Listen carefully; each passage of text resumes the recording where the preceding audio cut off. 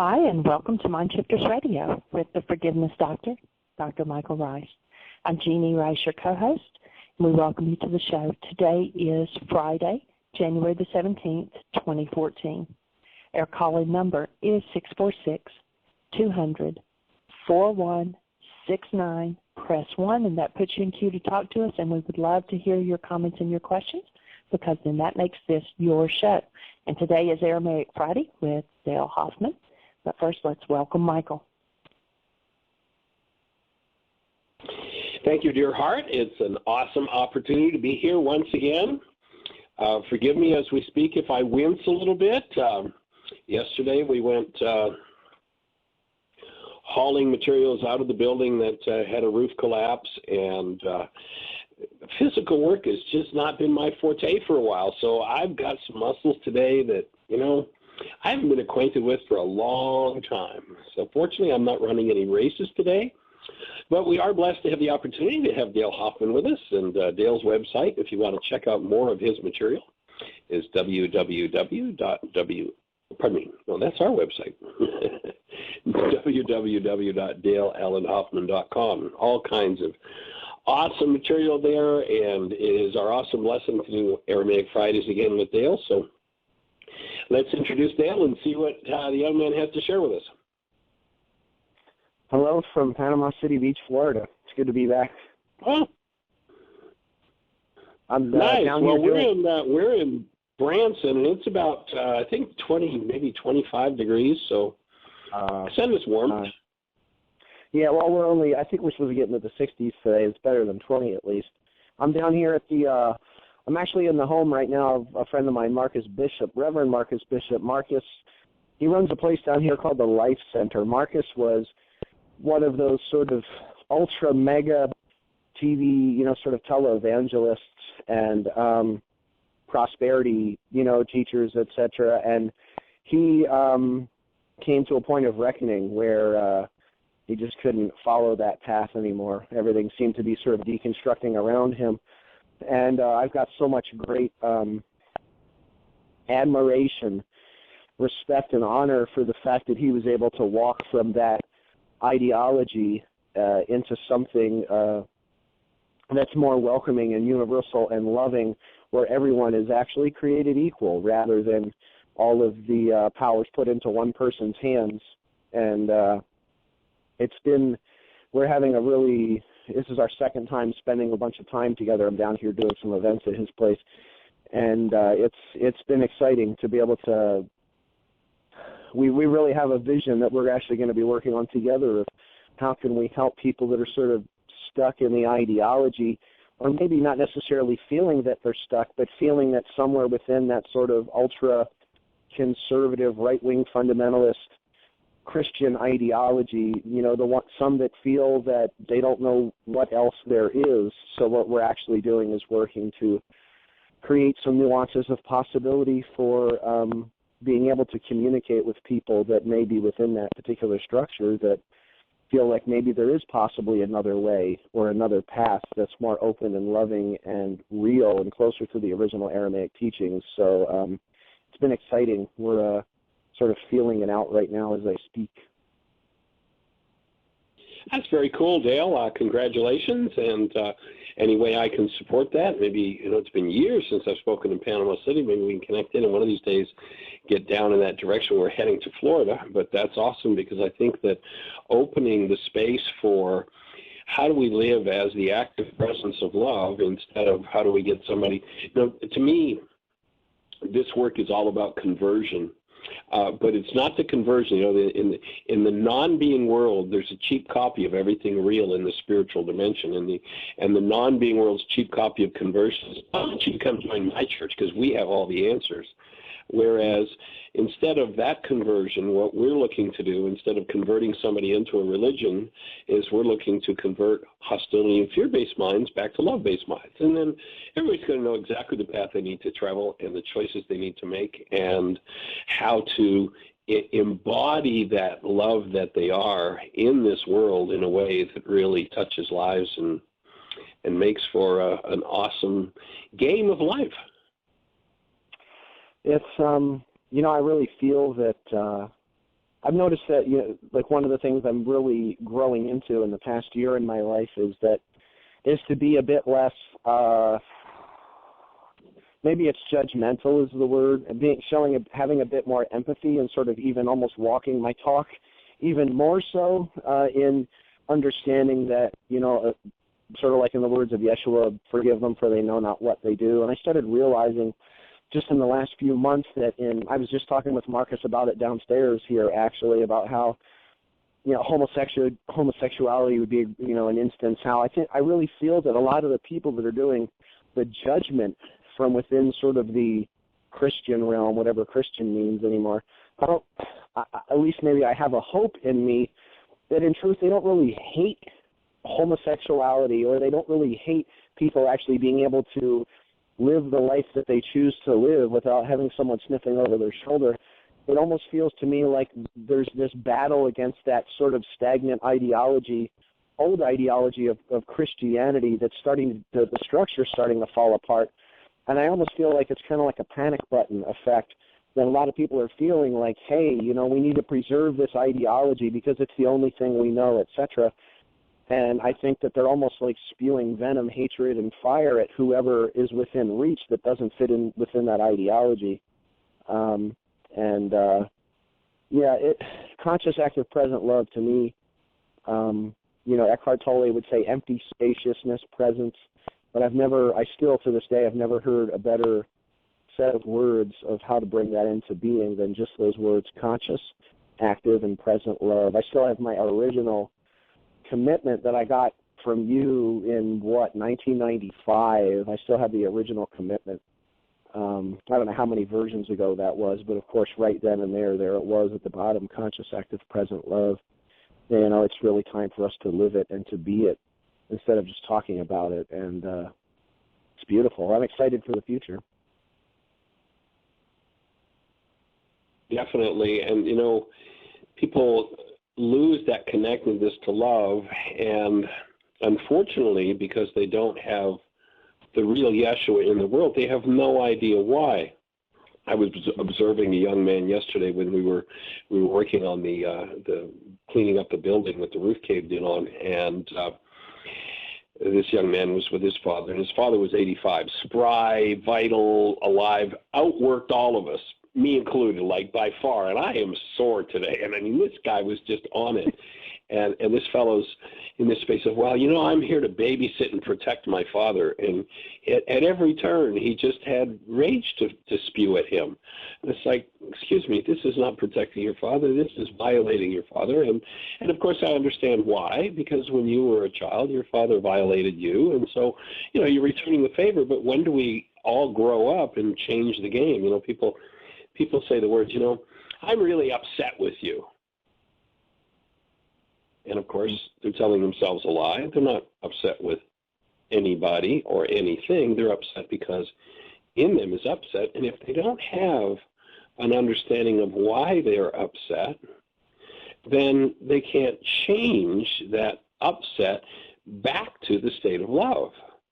And, you know, whenever anybody is upset, you'll notice if you've ever said those words to somebody, I'm really upset with you, you'll notice that you had a goal for them that they would not achieve for you.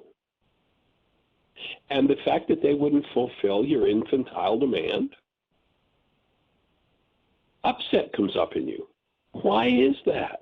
And it's always linked to a goal. To me, this is kind of like always drawing people back to the core of the teaching becomes so important. We can go off on all kinds of rabbit trails, but going back to the core of it, why am I seemingly upset with what somebody did?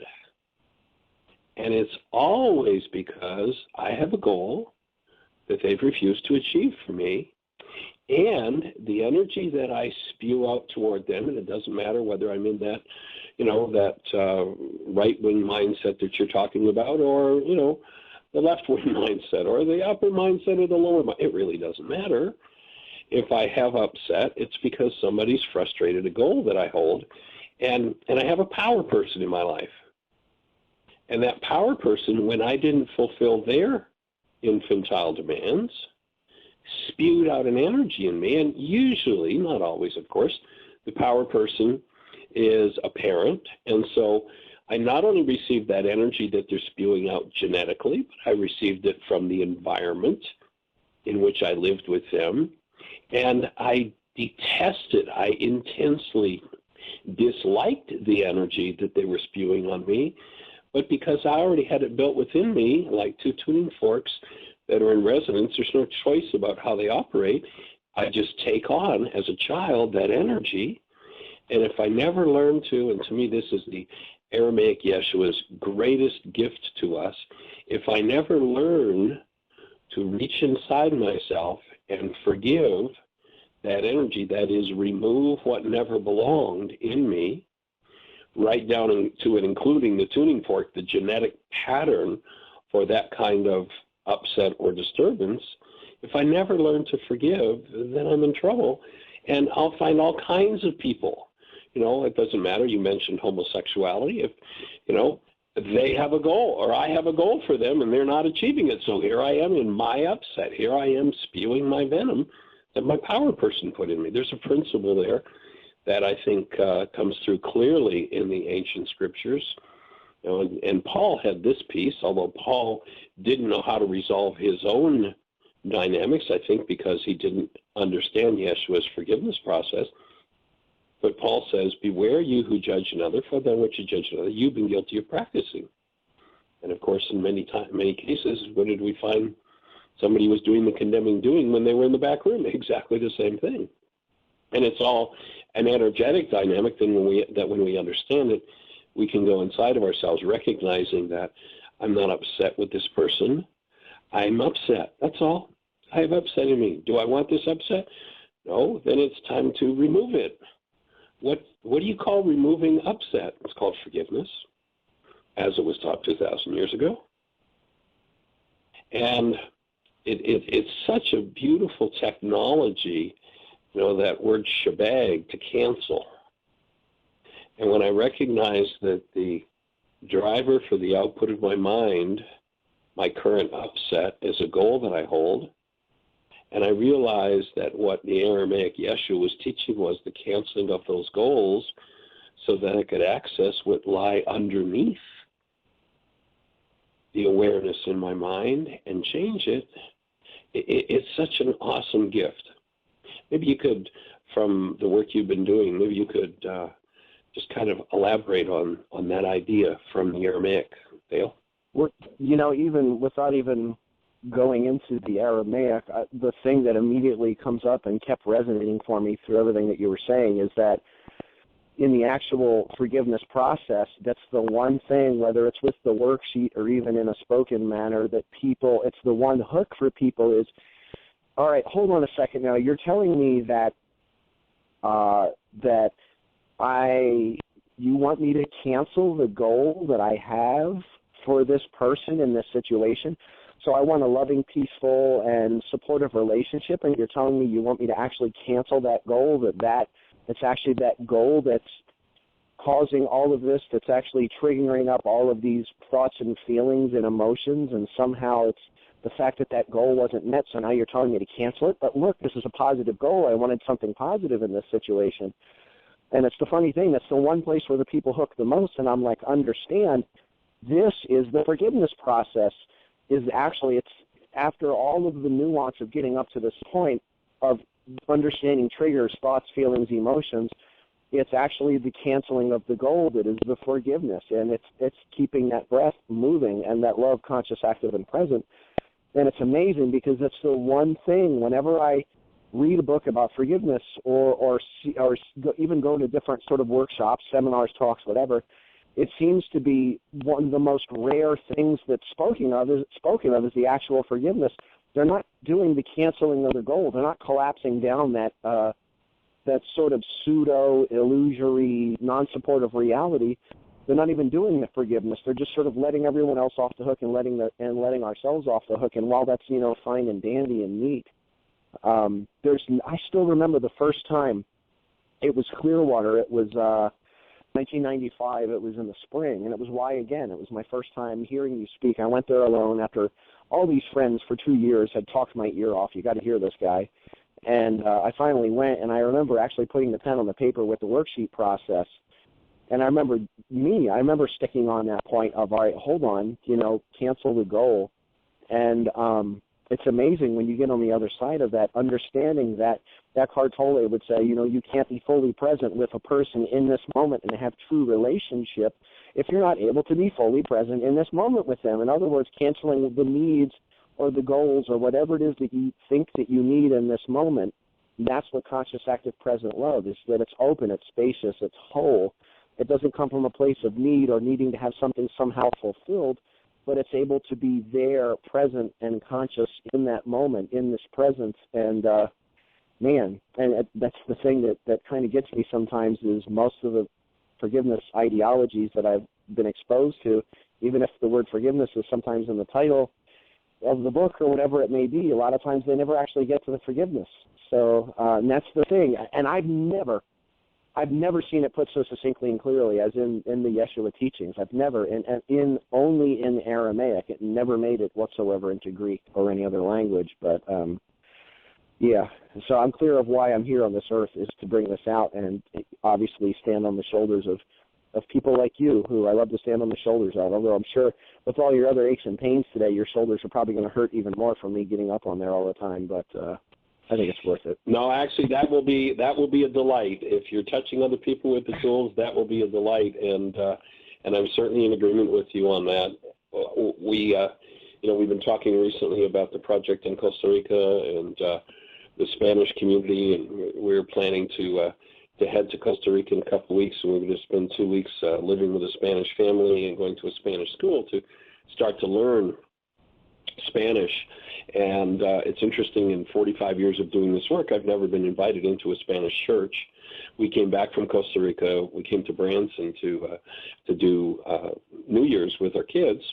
And there's a lady here, and we thank you, Joanna, who introduced us to a gentleman ostensibly so he could come and rebuild the roof on the storage building that collapsed at Heartland. And the Spanish gentleman invites us to his church. And so on Sunday we went to his church, and were invited by the preacher to get up and share a little bit about what we did with forgiveness, which I did maybe a minute and a half, and sat down and said thank you. And he came over and he said, would you take over the pulpit next Sunday and present that for us? So, and it's interesting, the gal who was doing the translating for us, because of course we don't speak any Spanish, she said, yeah, the word forgiveness in Spanish is pardon. The whole idea. I mean, it's never appeared. It's just been void. It's been disappeared on the planet.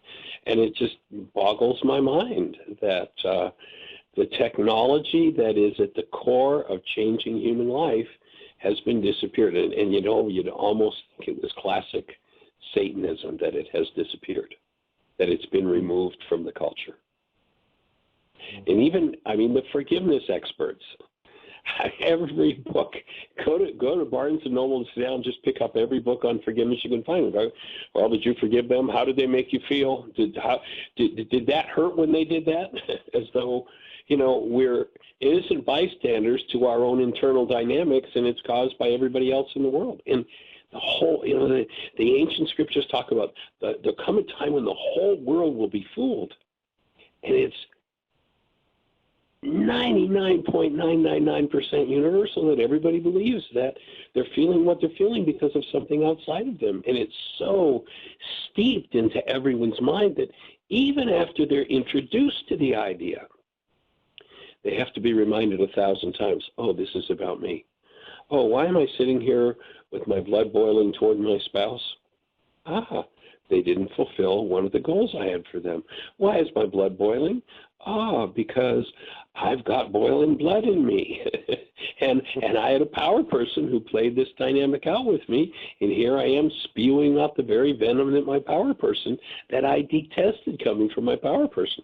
And it's got the whole world bamboozled. And it just amazes me how many times somebody needs to be reminded before, when they're sitting in the middle of their blood boiling, they can stop, take a breath, and go, oh yeah, this is my blood boiling. This is about me.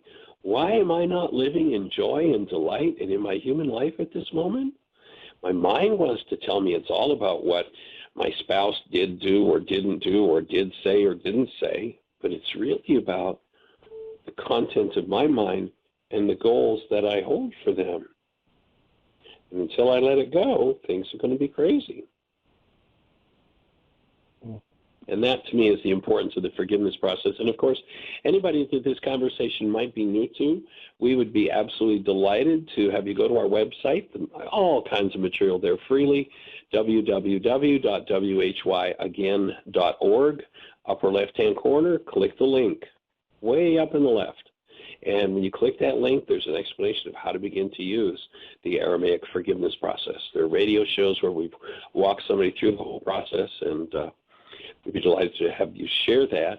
And as you begin to put the pen to the paper, and the important thing is not to know about it, but to do it, we'd invite you to call into the show and ask questions.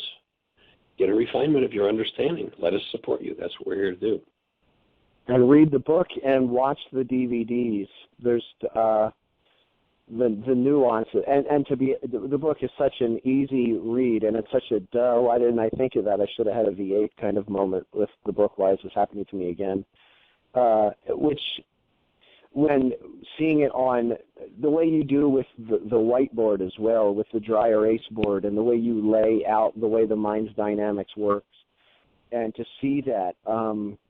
It's one of the coolest things I think I mentioned it was either last week or maybe it was the first week that with the Aramaic Fridays, that I said how, I love it, like when I'm, especially why, again, sitting there in one of your talks, I'll sit in the back because I sort of have to sit on my hands because like in the middle of a lot of what you're saying, I want to jump up and go, yes, that's what it's all about. Oh, my God, isn't it amazing? I just want to scream from the top of my lungs because I've been there and oh, my God, what was it?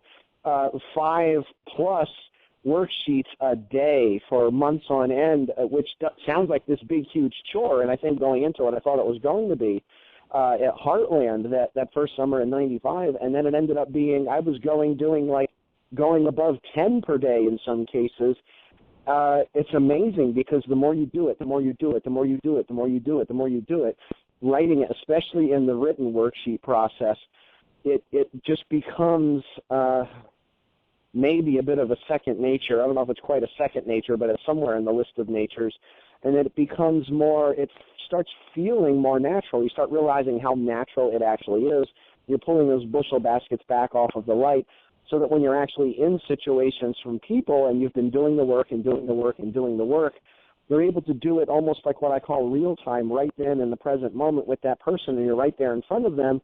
And rather than, as an example, sort of waiting to talk and you're holding on to that one goal, the one thing that you need, and you want to spit it into the conversation, and you're not listening to anything that they're saying because you're holding on to the one thing that you need to say, which is exactly like a relationship that doesn't have forgiveness in it. There's the one goal that you need from it, so you don't give a crap about anything that's going on in the situation, anything in the relationship, so long as your one goal is met. And a lot of times, of course, we're not even conscious that we're even doing that process.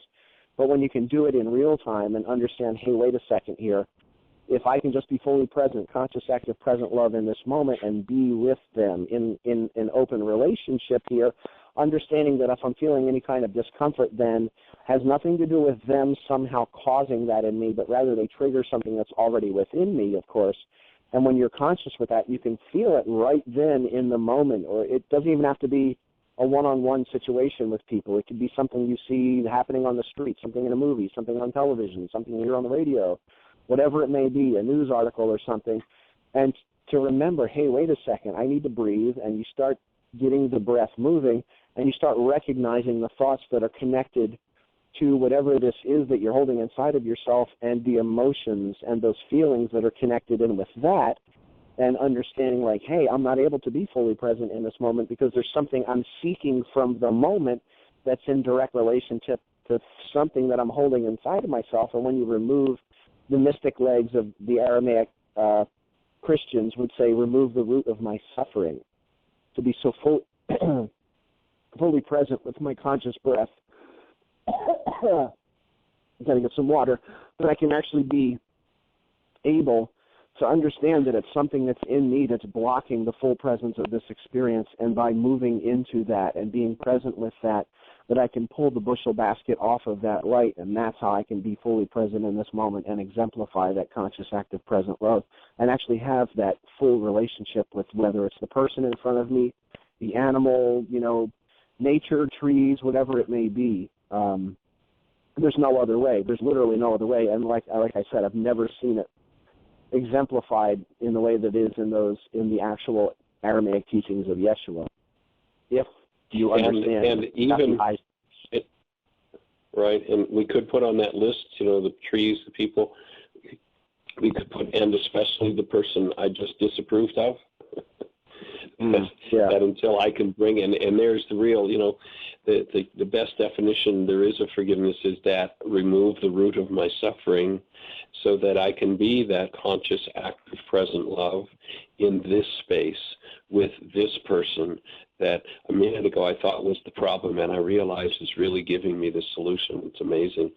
You mentioned the DVDs, and I kind of stay away from that commercial type conversation, but you yeah, triggered. But I can say it because I'm not you, so I can commercialize you all I want. So. Well, I was just going to share that you brought to mind a couple of years ago. We were out in Coeur d'Alene, Idaho, and there was a woman who came to the workshops, and she shared that she was part of a Unity church out there, and she shared that she had been to the doctor. This was several months earlier, and her doctor ran all the tests they could run, and they just said, "We don't know why. We can find no reason for whatsoever for what's going on with you, but you're dying." They just flat out told her, "You're dying, and there's nothing we can do." And a friend of hers, who was also a member of the church, brought her a full set. We have 15 different DVDs, brought her a full set of DVDs, and she lay on her couch because she had no energy. She was, according to her doctor, dying. And she just watched video after video after video after video after video. And I don't remember, Jeanie, do you remember what time frame was involved before she went back to her doctor? It was a short time. I think it was 2 or 3 weeks. I don't remember. Do you remember, sweetie? Yeah, I was getting ready to say about 3 weeks. I'm not sure. Yeah, and she went back. She started feeling better. She started to be able to get up out of, she was laying on a couch, and that was where she was living. And she got up off the couch and went back to the doctor, and the doctor, was like, "What happened?" And did all her blood work again, ran all the tests, and it's like, "You're not dying anymore. We don't know why. We don't know what happened." But all of her markers turned around and went the other way. So, the impact of hearing the conversation and bringing conscious, active presence to this field, as Yeshua taught us to do 2,000 years ago, and allowing that presence of love to remove the power person dynamics that are invariably the root of our suffering it's so simple. It's so elegant a solution that he came up with. It's so powerful that I will feel for eternity blessed with the fact that I got to play with the Aramaic Yeshua. It's amazing. One of the things that really opened a lot up for me, I remember, is the way you speak of it like the driver for a printer. That'd be probably something, I'm sure you've talked about it a bazillion times on here, but that would be something that would be great to hear you talk about, how you can put that in the words even better than I can because you've said it so many times. Well, recognizing that, there's some Harvard research that we talk about at this stage in the WISE is happening to be again workshop that shows that in a time frame where 10,000 brain cells fire, the max amount of information that goes into conscious awareness is 9 bits. So there's other evidence out there, varying numbers, but the number's not really important. But the key is we get to see a little tiny framework of what's really firing within us. And once you discover what selects what it is that you get to see of what's firing within you, then you have the ability to change what's firing within you. And so recognizing that the goal is the driver, the goal is the thing that filters through all of the content that's firing at any given moment and allows certain things to come to awareness.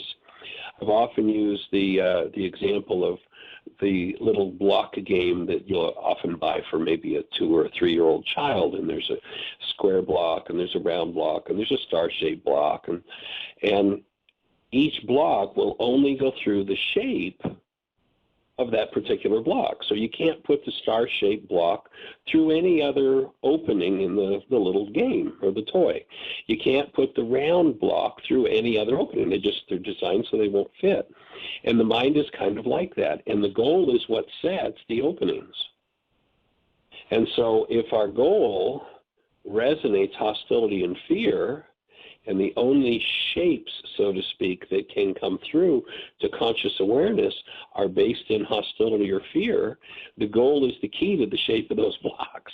And when you cancel the goal, you can open the space, number one, for different information to come to awareness. And number two, when you change that driver, you get to the root of what has been resonated inside of you that's normally blocked out. And so the goal is the thing that determines which information we get to see and when it's canceled. And, you know, the most wonderful goal in the world doesn't matter. If I'm an upset, I'm an upset. If it's the most awesome goal that's ever been on the planet, and all 7.5 billion people on the planet should have this goal, it's not the goal that's the problem. It's not the driver that's the problem. It's what the driver resonates in us. And so if I have a wonderful goal and that goal resonates rage, then I want to cancel that goal. That doesn't mean I can't ever have or pursue that particular goal, but at this moment, if what it resonates when I load it in my mind, if what it shows me is some form of pain or turmoil or rage or guilt or grief or fear, whatever it is, then by canceling the goal, I get to collapse the end result, the tip of the iceberg that I get to see, and I open a pathway down into the iceberg, to the root of my suffering, to the root of the iceberg, and I get to clean it out. I get to forgive, remove it. And then I can get on with that wonderful goal. And if I load that goal in my mind again and it resonates more hostility, more fear, then I'm going to cancel that goal again. You know, they said to Yeshua, well, how many times should we cancel these goals? How many of these worksheets should we do? Is 7 enough? And you know, the answer was 77 times 70, is as many times as you need to be done with the root of your suffering. And if your suffering is 1,000 generations old, you know, that word sin in Aramaic being an archery term, when you fire at the target and you miss the bullseye, the scorekeeper yells, sin, you're off the mark. And until you've processed out whatever energies are in you that are off the mark, and there are generations and generations of those energies, then you're going to cancel that goal until you can load that goal, and all that comes forward is support for the purity of your being and the active presence of love, the genius and the truth of who you are. That's the real Aramaic Yeshua to me. You know, speaking of hostility and fear, there's something that is in the Gospel of Mary, well, the Gospel according to Mary Magdalene. It's also known as the Gospel of Mary. It was originally written in Syriac, Aramaic, and she talks about what was called the fourth power, which took 7 forms. And it's funny, the Gospel of Mary Magdalene, it's one of those texts where you get really excited, something amazing is coming, amazing, and then all of a sudden it's like text is missing for the next 30 lines or the next 2 pages, and it happens over and over and over again. So it's like we only have fragments of the text, but she speaks in there. What's written in there is that it says that she's speaking about 7 energy centers. Gee, I wonder what she's talking about. That word energy center in Aramaic is haikla, which is the same word as church, sanctuary, temple. Yeshua called it the temple, 7 temples, 7 churches, of course, like the churches of Revelation. And she actually categorized them in the Syriac. But she had said the first one was darkness, which would be the root chakra, the chakra system completely closed off, no energy moving through the system. The second, which is desire, an overrun desire, or like the sex center run amok. The third is ignorance, which is not living from the gut. The fourth is the fear and exhilaration of death. fear. And it's interesting because what is it, of course, that's beating out of your chest when you think that you're facing death? It's your heart. The fifth of those is the kingdom of the flesh.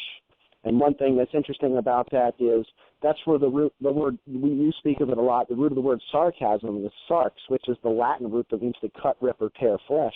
And I tell people, where does that sarcasm come through? What chakra does it come through? It comes through the throat chakra, the one that we speak, because we speak that into existence. The sixth is the foolish wisdom of the flesh, which would be the third eye, which is, in other words, not having open and true vision. Interestingly, though, the seventh, the crown chakra, when it is closed off, she calls that the seventh is the center of hostility, which is very interesting. She calls that the seven powers of hostility, or wrath is what some of the translations say. What's really interesting about that is when the crown chakra, Yeshua said we must be reborn from above, or born from above in John 3, talking to Nicodemus. What's really interesting about the crown chakra is when it's closed off, she's saying that's essentially the ultimate of hostility, is that you don't have an open interplay, an open flow with the universe, the cosmos, whatever you want to call that oneness, that one process. But yet when that seventh chakra is open, then we become what was called anointed, which of course is the word Christos. And of course anointing was that the symbolic, physical, sacramental process with the dabbing of the oils. I spoke of it the last couple of weeks, and the understanding that when that seventh chakra opens up, they would call it opening the Christ chakra, that when that opens up, you become an open flow of the eternal and the infinite. And if any of those are closed down, what is it that closes a chakra down? What closes a chakra down is not being conscious, active, and present in this moment, and having some sort of needs or sort of run-amok desires or goals that it keeps me from being able to be fully present in this moment, because there's something else I need to get out of the moment rather than being whole and complete in this moment. And it's amazing because her supposed seven chakras, the seven chakras turned into the seven deadly sins, and it says that Jesus cast out seven demons from her, when that word demon in that case, shadain, is a form of the word shayada, which means unacknowledged energy centers, unacknowledged spiritual energies. And I think I talked about this in the first show, how the word cast out doesn't necessarily simply mean to cast something out, to throw something off. What it actually means is to stimulate the movement of. And of course, it's a goal. And I'm not saying not to have goals, of course. Getting the stress you need is a perfect summary of that with your work. But it's the unconscious goal that somehow keeps me from being present in this moment, that's being the ultimate trigger of all these things that are coming up, all of the upset, all of these past illusions from my life. And a lot of it is illusions. A lot of people are still living, you mentioned, I don't know if the word was immature, but this like infantile, childish way of living. We're living from the viewpoint of ourselves as like a 6 or 7 year old. And of course, when you're a 6 and a 7 year old, you're not exactly always getting a really complete picture of life. It's like we draw all of these conclusions, not necessarily knowing too much about how the world works, not that we do even as adults sometimes. And we keep living and regurgitating from the point of view of a 6-year-old child for the rest of our life, rather than actually having those moments of true presence. And to me, that's one of the things, is we need to let this grow up. We need to let the Jesus story grow up. We need to take a few steps back and just be honest about what's really there, because that's what's there is so incredibly complete in the Aramaic. It does not exist in any other language, unfortunately, in that kind of wholeness. All of the how-tos, you could almost say, are gone when you put it into another language. But it's amazing that the Gospel of Mary Magdalene is one of those ones that many of the church hierarchy said did not exist. It's not real. The Gospel of Mary doesn't exist. The Gospel of Philip does not exist. The Gospel of Thomas does not exist. They're all hearsay. They're not true scriptures. They're not real texts. They're not canonical. And then, of course, early 20th century, all of a sudden here's a bunch of them. And they're like, oh, wait a second. Okay, well, maybe they did exist, but we just kind of forgot about them. And I don't know. I'm just completely honored to be awake right now and alive in this moment when all of this is coalescing into this reunified vision wholeness and oneness. The future's bright, and I'm just glad to be a part of it and to be in the middle of that almost, you could say. I hear you loud and clear. I'm with you on that. And Dr. Tim is there. Let's say hello to Dr. Tim and see if he has any thoughts to share with us today and or any questions for you, Dale. I know that he's been working with the Aramaic Beatitudes and some of your recordings in the support group. So, Dr. Tim, how do you be, sir? Are you there? I be here. Are you? I am here, and I stayed up late last night listening to Inanna. Cool. Ina. And so, in Dale has to plug Michael, and Tim has to plug Dale. Because the announcement came out yesterday that this was available, and so I ordered it right away and got the download and last night and listened. And talking about staying there, learning to be there in the moment and be fully present is a lot of what's on Inanna. And so congratulations, Dale, on that new release, the CD and the MP3. And I also not too long ago got the full packet of your CDs, the compact disc collection. And you're vying for space right now between Michael's Empowered to Heal, where he talks about some of the Beatitudes, and your 2 CD set on the Beatitudes with what's going to get played in our support group over the next few weeks. So, well, it's a good competition to have. Yeah, it is a thanks great for mentioning Inanna too. Well, it's fabulous. It's another wonderful piece of work.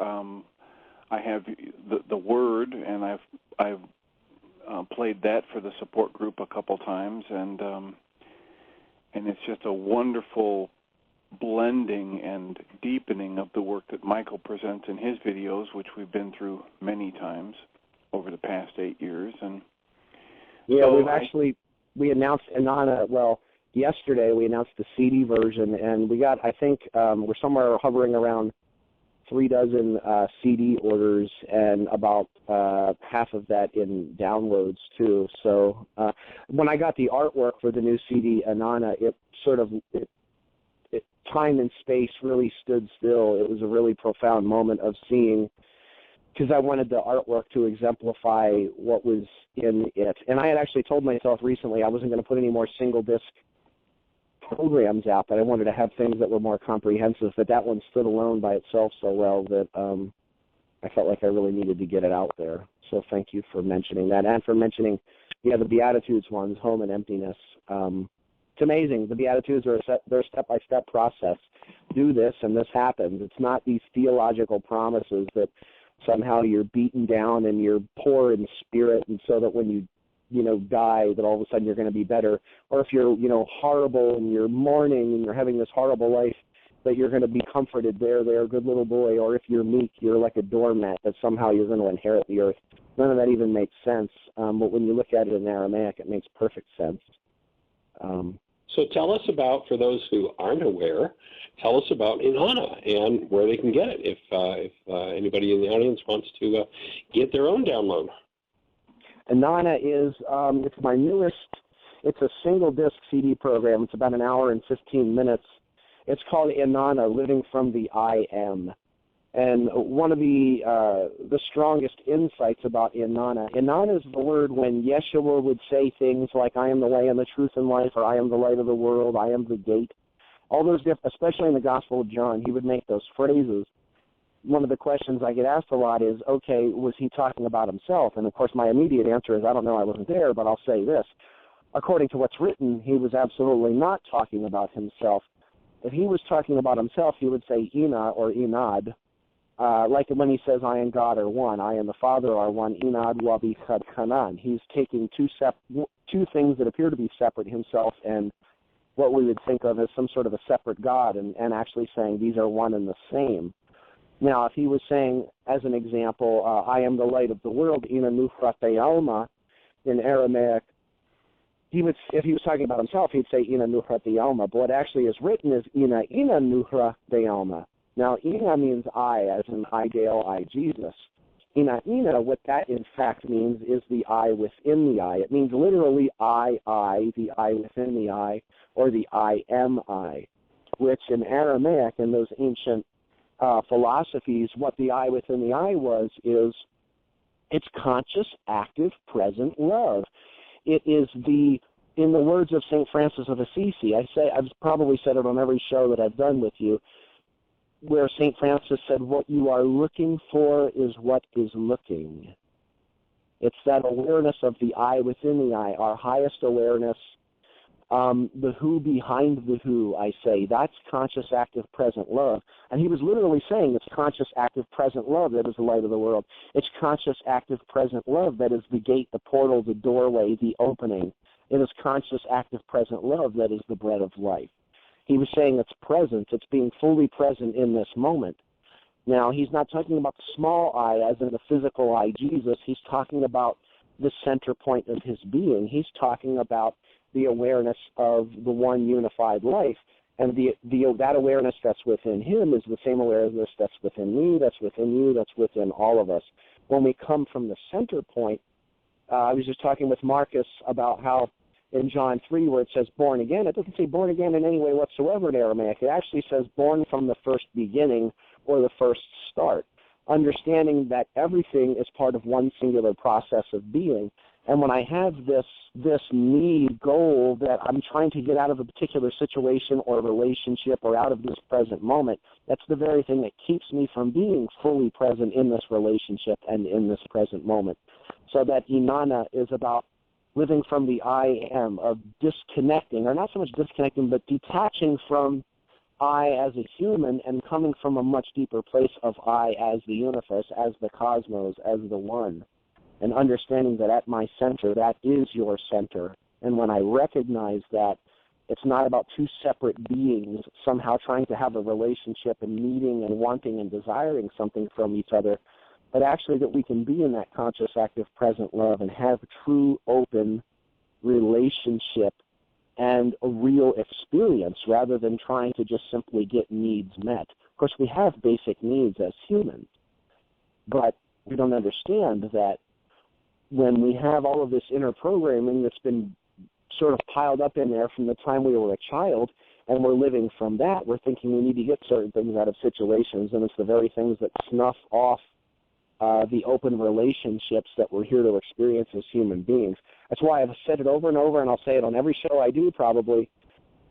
I have so much immense gratitude and honor that I started with Michael's teachings and with the true Aramaic forgiveness process, because if I hadn't started with that in the Aramaic and I had actually started in the scholarly realm, I don't think I would have listened to what Michael was saying. I probably would have been so collapsed out in my ideologies and goals within the scholarly room that I wouldn't have been able to hear it. I'd say, oh, that's just hearsay, blah, blah, blah. It can't be real. It can't be real. Just another thing. So I say again, thank you for opening me up in that way. Wow, almost 20 years ago now.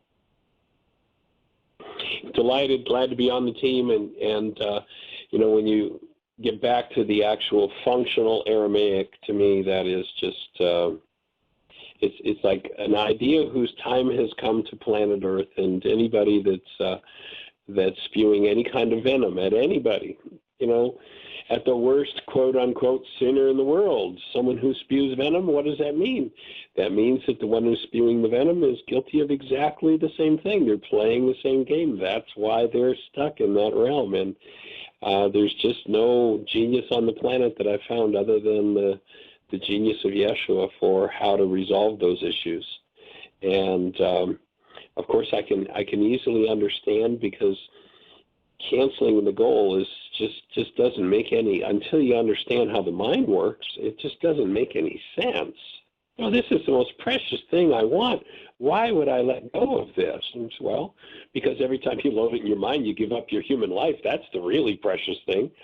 And so being able to recapture it, and you know, the intellectual ivory tower isn't too willing to jump into, what's the work I need to do? You mean I need to go inside of me and I need to face the rage of my fathers, the guilt of my mothers, the sadness of my ancestors. I need to go in and access those energies that are off the mark. And by the way, again, that word in Aramaic is sin, just means an energy that's off the mark. You mean I have to go in and access those things and work through those in me? I'm going to feel those? No, let me go to my ivory tower and pontificate. I think that'll be a whole lot more fun.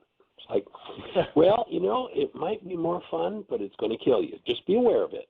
You know, it might be fun, but it's the stuff that suffering and death is made of. It's time for us to wake up. This guy knew how to overcome that whole game. And as we integrate it and actually put it to work, that's the beauty of it for sure. Mm. So to get the new CD that's out, Dale, people can go to your website? Yeah, you go to DaleAllenHoffman.com, and it's right on the home page. When they go there, there's an image of the cover of the CD. And when you click on either the image or the link below it, it'll take you to the store, the online store, and they can either immediately download the MP3 or buy the CD version. The CDs are going to be shipped on Wednesday, so we've got like a huge box already that are already ready to roll. Yeah, so they can have either the MP3 version, which they can get now, or they can get the CD version. And I'm really excited. I've been really excited to have people hear this. It's sort of like the next phase, maybe, or maybe the next paradigm shift of my work is really boiling things down to what do they really mean. It's fine to grok and argue whatever in some sort of classroom setting of what something really means or what it supposedly means, but if there's any real, vision that I have in my work, it's that I'm taking it all the way to the end. It's like I'm really bringing the meanings to a point of completion of how do we live this, not necessarily in a scholarly sense, what does it mean, blah, blah, blah, but what do I do with it? How do I live it? And that's really what that Living from the I Am is about. The final track is called Living Undivided from the I within the I. And it's understanding that whatever issues I have in relationship with myself, with people, with animals, with the earth, with the ecosystem, that the reason I'm having those issues, that somehow there's a goal in my being of something that I'm trying to get out of a situation that's preventing me from actually having that open relationship with that one unified life in every area of my life. And it's just exciting work. It's awesome. I mean, I'm excited, and I love it. So Cool. Well, we're down to just a few more minutes. Anything else in particular to share with us, or we could check and see if there are any hands up in the phone queue? Yeah, see if there's some hands up. Okay, let's go for it. Jeanie, do you have anybody with a hand up there? We do, and we're down to about 4 minutes, but area code 541, you're on the air. Who do we have, and where are you calling from? Hi, I'm Julie Matthews from Ashland, Oregon. So, hello. I was listening to the radio today, and there was a scientist on talking about black holes and black matter and how they're studying these things. The scientists are studying these things. They don't really know a lot, but they're starting to label and speculate and wonder and investigate. And I was thinking how interesting it might be if the work that we're doing, because it does bring us back to the I am and the now and love and creating consciously, that perhaps we are somehow affecting what they're seeing, because tending to look into the past and see whatever evidence they can see. And there's so much more I could say, but I'll let that go as just a point of reference for maybe either of you to expound on in that realm, if you understand what I mean. I've really been getting into recently, especially in the last few weeks, into the work of Stephen Hawking, and also the work of Brian Greene, who are both, of course, astrophysicists. And, looking into that whole, they talk about dark matter and the about black holes and how everything sort of pulls everything into a black hole, slows things down. It appears to slow down time and space at its edge. And it's funny that you mention it, because I've actually been looking at that in the spiritual sense, in the inner sense, that when I have that collapsed, not really collapsed, it's not quite the word, but that intense goal, that not even just goal, it's like that neediness that I need out of a situation, that I need out of a particular relationship, whatever it may be, that's based in my hostilities and my fears, I literally suck in and drag everybody around me down into that slow, lethargic realm. And it's amazing how I'm looking at it on the level of astronomy with Brian Greene and Stephen Hawking, but I'm also thinking of that and feeling it out on the level of feeling. And, that's the funny thing about science, is as they observe, they create. And that's, the interesting thing is they're trying to find something through the act of observation when what they are looking for is, in fact, what is looking, in the words of St. Francis. And that would be just purely scientific as well, the understanding that the very thing they're looking for is the very thing that is looking. It's the very thing that's doing the looking. So, science is in an interesting place right now, how the spirituality of the science, it's all coming together, it's coalescing. I don't know, we'll see how the next few years open up. I'm kind of excited, like I said, for the future. So I'm wondering if maybe that which they cannot see and that we experience is willingness. Could very well be. Anyway. What does Michael have to say about that? So you continue. Well, definitely willingness is, when you're thinking in terms of the cosmos, willingness is the cosmic grease. And we are down to just a minute or so left, so we're going to have to close the show out on that note. Dale, we appreciate you being here. Thank you again. www.daleallenhoffman.com is where you'll find Dale's work. And Dr. Tim, we appreciate you. Julie, nice to say hello. We hold you all in a blessing. Give the universe the best gift you can this year. Give them the best year of your eternal life. If you're in the Branson, Missouri area, join us Sunday night, 7 o'clock. You can check out the website to get the location